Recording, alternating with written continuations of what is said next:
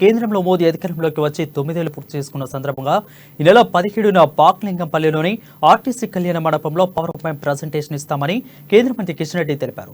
కేంద్ర ప్రభుత్వ ఆధ్వర్యంలో హైదరాబాద్లో నిర్వహించిన రోజ్గార్ మేళాలో కిషన్ రెడ్డి పాల్గొన్నారు. రాష్ట్రానికి కేంద్ర ప్రభుత్వం ద్వారా ఎన్ని నిధులు వచ్చాయి, తెలంగాణ కేంద్ర ప్రభుత్వం ఏం చేసిందో విషయాలను ప్రజలకు సమగ్ర నివేదిక ఇస్తామని అన్నారు.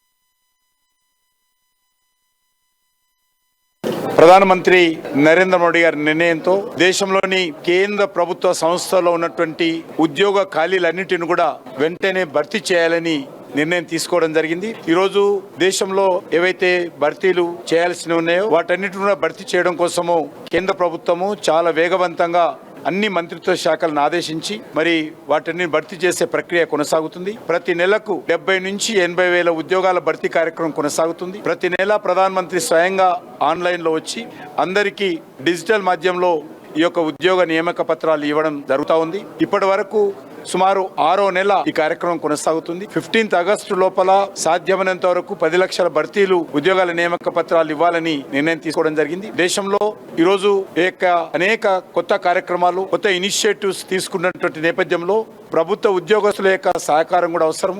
ఎక్కడ కూడా భర్తీలు ఉన్నట్లయితే పని మరి కుంటుపడే అవకాశం ఉందనే నిర్ణయంతో ప్రధానమంత్రి గారు దేశంలో ఉన్నటువంటి యువతను దేశ అభివృద్ధిలో భాగస్వాములు చేసేటువంటి అనేక కార్యక్రమంలో భాగంగా కేంద్ర ప్రభుత్వంలో ఉన్నటువంటి భర్తీలను కూడా ఖాళీ చేసి